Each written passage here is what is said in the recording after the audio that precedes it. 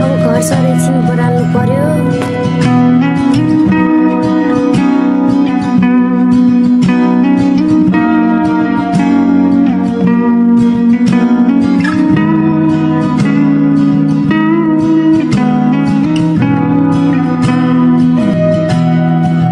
आमा सुन्नुहोस् त, के कामले आइपुग्यो नानीहरू? मुख्य बारे कान्छालाई बोलाउनु भएको थियो। के काम रहेछ र नानी? मुख्य बारे बोलाउनु भयो। ल नानीहरू जाऊ त्यसो भए अब।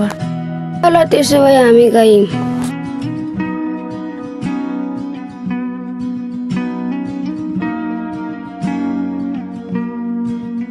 के काम रहेछ र बाबु मुखिया बुवाले तँलाई बोलाउँदै हुनुहुन्थ्यो? खै आमा त्यो त मलाई पनि थाहा भएन। खाना त के काम रहेछ बुझेर आइज न त। हवस् आमा म गएर आउँछु।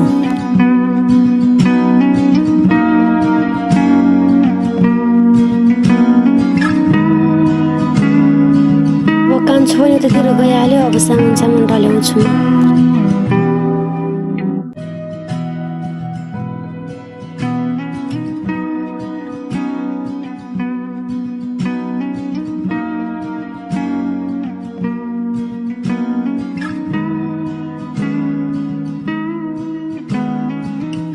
कसले फल्यो रहेछ यो?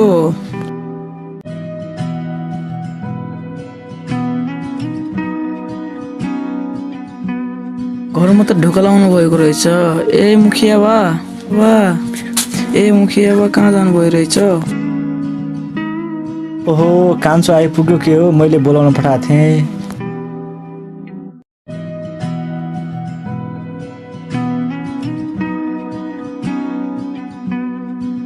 आइपुगिस्?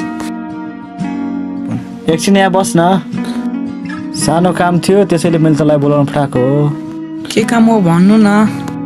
गोठमा अलिकति भकार सोध्नु पर्ने थियो, त्यही भएर तँलाई बोलाउन पठाएको हो नि। ए भइहाल्छ नि मुखिया बा, त्यति काम त म गरिहाल्छु न। न त जाउँ।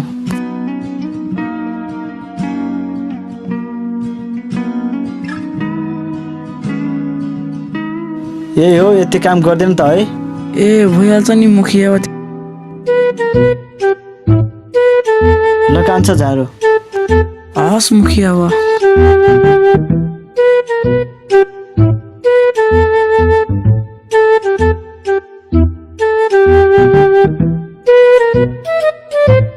कान्छाले मल फालिसक्यो कि नै? अब हात धुने पानी ठिक्क पारिदिनु पर्यो। अब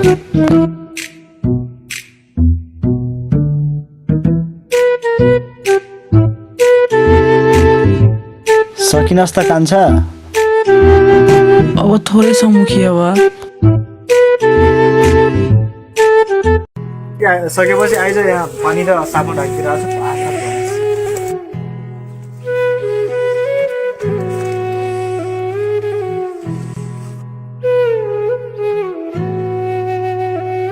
हात धोएर घरतिर गइज, काम छ भने मसँग कुरा गर्नु।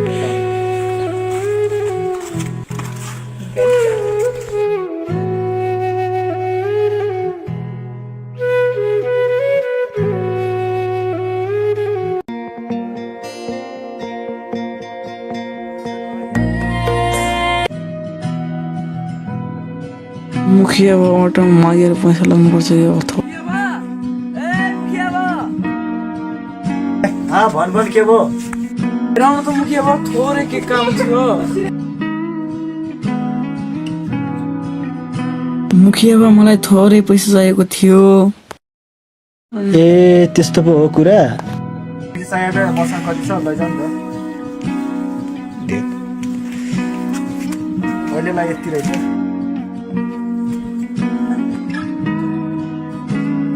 आज पैसा पायो कि त मिठो खाना पाएन। हेलो, म गाउँ आउनु लाग्थेँ, कोही मान्छे पठाइदिनुहुन्छ कि भनेको थिएँ। नाना त्यस्तो पो हो। म तिमीलाई दिन एउटा मान्छे पठाइदिन्छु नि। बस अलिक छिटो पठाइदिनु है।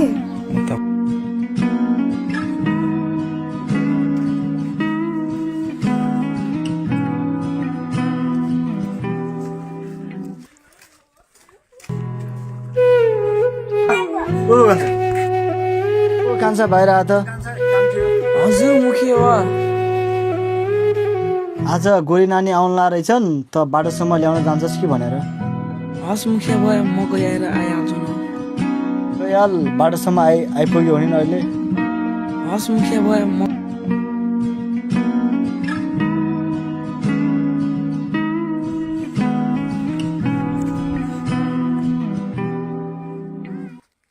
तपाईँले पठाउनु भएको मान्छे तपाईँ नै हो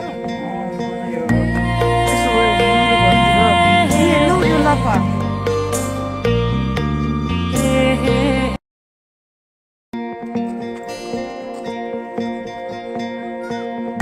के हो? मेरो नाम कान्छो हो ए, मेरो नाम तपाईँलाई त सहरमा थियो राम्रै त लाग्ला के राम्रो लाग्यो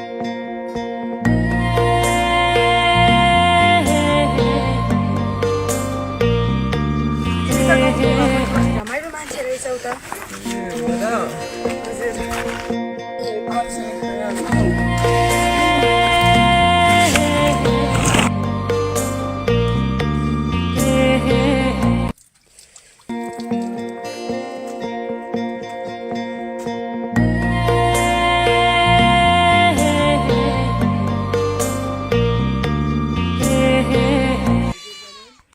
ओहो नानी आइपुग्यो आइपुग्यो मुख्य बा नमस्ते मुख्य बा नमस्ते नानु ए राम्रैसँग आयो त नानु गाउँतिर ए हिरन त तिम्रो कोठो देखाइदिन्छु ए हस् हिँड्नु मुख्य बा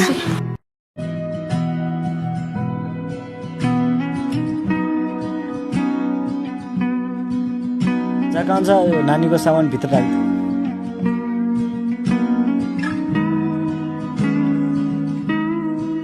आऊ नानु भित्रै बस अब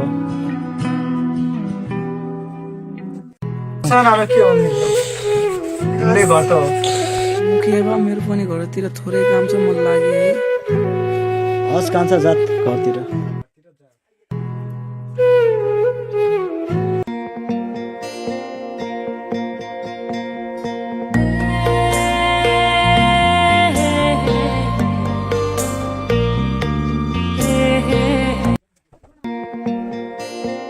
त्यसपछि म घरतिर जान्छु तिमी राम्रोसँग बस है ल राम्रोसँग जानु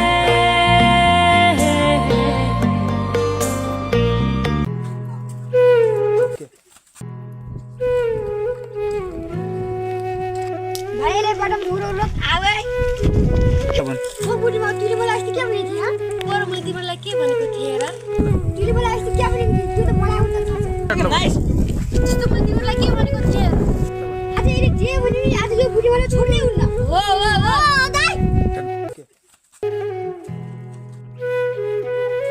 मलाई एक्लै देखेर नआएको बाबुहरु तिमीलाई मेरो कान्छा थाहा पायो भने मार्ला नि फेरि के पनि यसरी हान केटाहरुलाई हान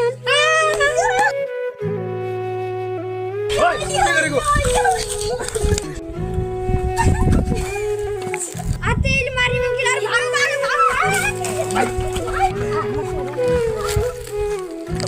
तिमीलाई चोट त लागेन पुतली